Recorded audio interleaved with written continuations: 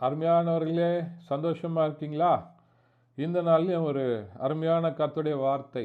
சங்கீதங்களின் புத்தகம் 118ஆம் சங்கீதம் 8வது வசனம் இப்படியா சொல்லுகிறது: மனுஷனை நம்புவதை பார்க்கிலும் கர்த்தர் பேரில் பற்றுதலாக இருப்பதே நலம் என்று சொல்லி சங்கீதக்காரனாகிய தாவீது ராஜா சொல்லுகிற அருமையான வார்த்தைகளை பார்க்கிறோம். தாவீது தன்னுடைய அனுபவத்தில் சொல்வதை பார்க்கிறோம். மனுஷனை நம்புகிற வேலைகள் எல்லாம் எல்லா மனுஷனும் எல்லா நேரத்திலும் நம்மோடு கூட இருப்பாங்க அப்படின்னு சொல்லி என்ன பண்ண முடியாது, நம்மளால் நிச்சயமாக சொல்ல முடியாது. ஆனால் தேவனாகிய கர்த்தர் நம்மை உண்டாக்கினவர், உருவாக்கினவர், உங்களையும் என்னையும் அழைத்தவர். அவர் நம்மோடு கூட இருப்பதற்கு உண்மை உள்ளவராக இருக்கிறார். எல்லா சூழ்நிலைகளிலும் தேவன் உங்களை பாதுகாக்க உண்மை உள்ளவராக இருக்கிறார். உங்களை நடத்துவதற்கு உண்மை உள்ளவராக இருக்கிறார். ஒருவேளை சாமுவேல் தீர்க்கதரிசி அன்றைக்கு தாவீதை அபிஷேகம் பண்ணும்படியாக ஈசாயினுடைய வீட்டிற்கு சென்றபோது எல்லாரையும் பார்க்கிறான். எல்லாம் அவங்க அப்பா தாவீதுடைய சகோதரர்கள் ஒருத்தரையாக காமிக்கிறார். இவங்க இல்லை, இவங்க இல்லை, இவங்க இல்லைன்றாங்க. அவங்க தாவீதுனுடைய சகோதரர்கள்லாம் நல்ல யுத்தத்திற்கு ஏற்றவர்கள். சரீரத்தை பார்க்கும்போது ராஜாவாவதற்கு எல்லா தகுதியும் இருந்தது.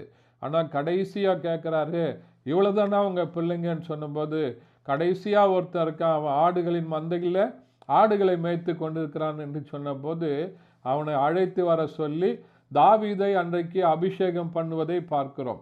தாவீது வருகிற வரைக்கும் சாமுவேல் ராஜா அந்த வீட்டிலே அப்பம் புசிக்கவில்லை என்று சொல்லி சொல்லப்பட்டிருக்கிறது.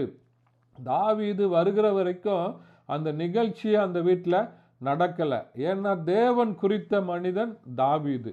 ஒருவேளை தாவீதுடைய பெற்றோருக்கு, தாவீதுடைய தகப்பனாருக்கு, கூட பிறந்தவர்களுக்கு தாவீதை குறித்து ஞாபகமே இல்லாமல் போயிடுச்சு. தாவீதை ஒரு பொருட்டாகவே அவங்க நினைக்கல. ஆனால் தேவன் அவனை நினைத்திருந்தார்.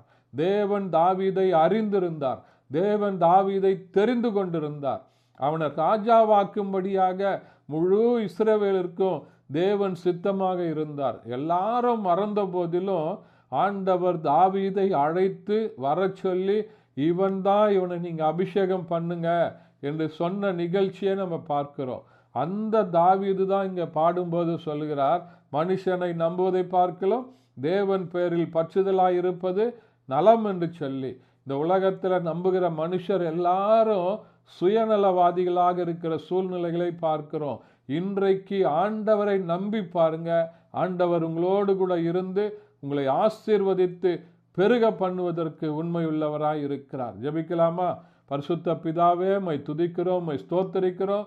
மனுஷனை நம்புவதை பார்க்கலாம் தேவன் பேரில் பற்றுதலாயிரு என்ற வசனத்தின்படி அருமையான இந்த பார்க்கிறவங்க நடக்க கர்த்தர் உதவி செய்யுங்க. இயேசுவின் நாமத்தில் பிதாவே, ஆமென்.